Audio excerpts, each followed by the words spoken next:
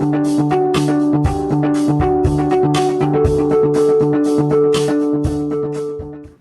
and welcome to ECCB Connects.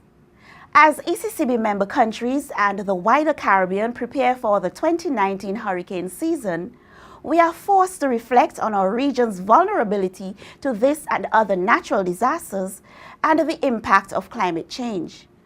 Almost 2 years later, the devastating effects of Hurricanes Irma and Maria on one of our member countries are still fresh. 2 short years ago, I stood in this chamber and declared an international humanitarian emergency in Dominica. After an indirect strike by the Category 5 Hurricane Irma, followed a mere 2 weeks later by a direct strike from Category 5 Hurricane Maria, one of the most powerful storm systems ever recorded. This hurricane literally reduced our homes, schools, hospitals, roads, bridges, general infrastructure, and our economy to rubble. In the space of a few hours, Maria wiped out 225% of Dominica's GDP. Those who saw Dominica in the dark days immediately after the hurricane asked out loud how or if we could ever recover. As a leader, I was forced to face unprecedented and unimaginable devastation of the economy, the natural and built environments, and in the face of it all, to motivate a demoralized population. Today, I am happy to report that the Economic Commission of Latin America and the Caribbean, ECLAC, has predicted that the Dominican economy will grow by 9% this year. Our infrastructure is being built. New homes and schools have gone up, and a new modern hospital is under construction. The new structures are stronger and better than before in order to make them more hurricane resistant. Dominica has defied the odds, and we are on a clear growth trajectory. Our national recovery has been led by the resilient and resourceful people of Dominica at home and abroad, who were determined not to be defeated by the mighty forces of nature. I also gratefully acknowledge the support of friends in the international community. From the seeds of Maria's destruction grew my administration's policy initiatives and actions to build the first climate-resilient nation in the world and to usher Dominica into a bright future. The Eastern Caribbean Central Bank continues to support the call for the region to develop resilience to the effects of climate change and natural disasters. The focus of the second Growth and Resilience Dialogue with social partners, which was held in February 2018, was working together to raise growth levels and build resilience in the ECCU. Speaking on the panel, which looked at climate change, financial risk and opportunities at the recent IMF and World Bank spring meetings, Governor Antoine highlighted that climate change has a greater impact on smaller countries and their economies, and advised that these countries need to build structural, fiscal, and financial resilience. He also pointed to the importance of putting in place post-disaster measures such as psychosocial counseling and timely communication. I give the example of Hurricane Katrina in the US all the time. Small part of one state, New Orleans, 1% of US GDP.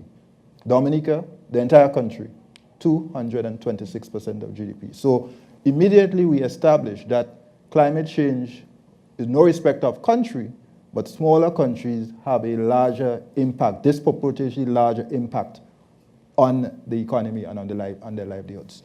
And that's an important point of departure. So, having said that, after the monster storms in 2017, the Caribbean determined that we must face our reality, and in so doing, set itself the target of becoming the first climate resilient zone in the world. the first climate resilient zone in the world. And how are we going about doing that? Well, there are three key elements, and I appreciate the work that the bank and the fund and others are doing in this area. The first is structural resilience, where our countries are attempting to build and harden physical and digital infrastructure. Roads, bridges, utilities, and so on. Ports. The challenge we're having is access to finance.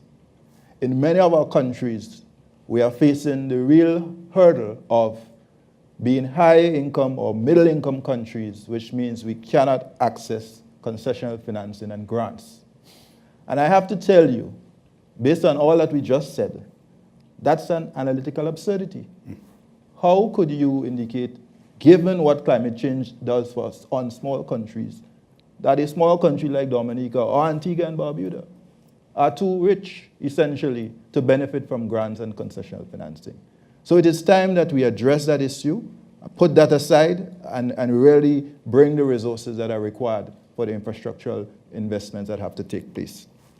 We're also doing things like early warning systems and building codes, all in an attempt to harden the infrastructure. So that's one bucket or one work stream. The second area that we're pushing is the whole issue of fiscal resilience. Mm-hmm. This is very important. Mm. And I speak as a former financial secretary, where we are encouraging our governments to adopt fiscal, some call it rules, some call it fiscal responsibility, essentially to give them fiscal buffers, such that in the event of a shock, a storm, a disaster, they can in fact be in a position to implement counter-cyclical fiscal policy. What we saw after the global financial crisis in many Caribbean countries, including the one I was FS financial secretary in, is that we were cutting expenditure. And why were we cutting? Because there was absolutely no fiscal space to do counter-cyclical fiscal policy. So in a sense, what happened is that the situation was made more severe, the recession more protracted, because there was no ability, no cushion, to cushion the effects on the population. So we are encouraging fiscal responsibility. Jamaica has done it so far, Grenada has done it, Bahamas has just passed, and I anticipate other countries will do the same. We have also, in the Caribbean, introduced a disaster clause in 2014, 2015 in our debt contracts. Essentially what it said, we pioneered it, is that if there's a storm of a certain magnitude, there will be a standstill on debt servicing for a period of time to allow the country to recover. Because as you know, after an event, you need maximum liquidity to get the country, the recovery back on as quickly as possible. And then you resume. I am grateful for the work that the fund and the bank have done in the last year to advance that idea to the point where we now have a term sheet issued by the International Capital Markets Association. And what I'm calling for is wide adoption, starting with the Paris Club and then commercial creditors. So that's a fiscal resilience piece. On the financial side, financial resilience, we have, as you know, the Caribbean established the first multi-country catastrophic risk insurance pool in 2007, CRIF SPC. Today, that pool now has membership of 21 countries, including 2 from Central America. And over the last 11 years or so have now paid out around $139 million to about, and in 14 days, all payouts within 14 days. That's an extremely useful tool, again, injecting liquidity in the immediate aftermath. Because even when resources are promised or pledged, they either do not arrive or they arrive very late. And the issue of resilience is bouncing back quickly, absorbing the shock and bouncing back quickly. And to do that, one needs to have the wherewithal so to do. So that's the financial resilience piece. The challenge we have is that at the moment in the Caribbean, 2/3 of our losses are essentially uninsured. So every year we're going in with that situation. And the challenge is on the fiscal side and the financial side, can we bring up the coverage so that we cover more losses?